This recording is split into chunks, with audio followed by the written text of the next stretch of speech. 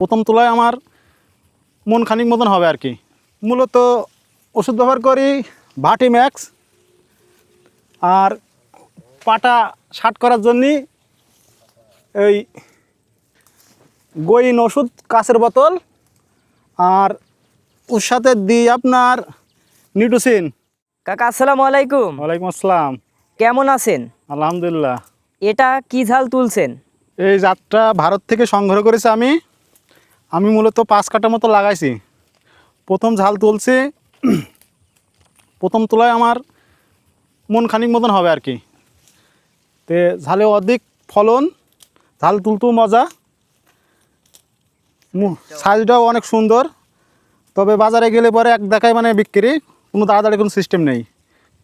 লম্বা ঝালের ছাড়া এই ঝালের দামও অনেক বেশি।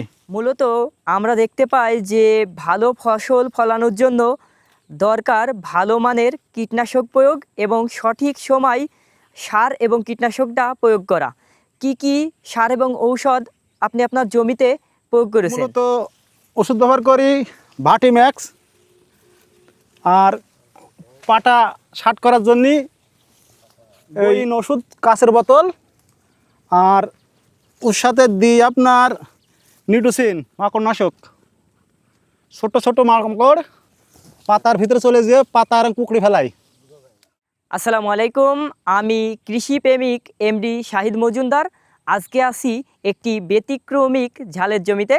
দেশি ঝালের পাশাপাশি অনেক কৃষকরাই উদ্যোগ নিয়েছে বুলেট ঝাল। এটা মূলত দেখতে একটু অন্য টাইপের আপনার দেশি ঝালের তুলনায়।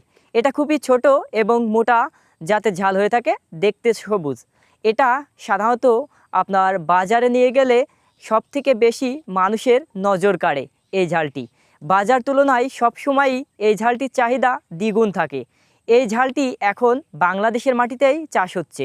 পার্শ্ববর্তী দেশ ভারত থেকে এই বীজটি সংগ্রহ করে বাংলাদেশের কিছু সংখ্যক কৃষকরা। সেখান থেকেই যাত্রা শুরু হয় এই বুলেট ঝালের। এই বুলেট ঝালের প্রথম আপনার রোগ হচ্ছে মাকড়।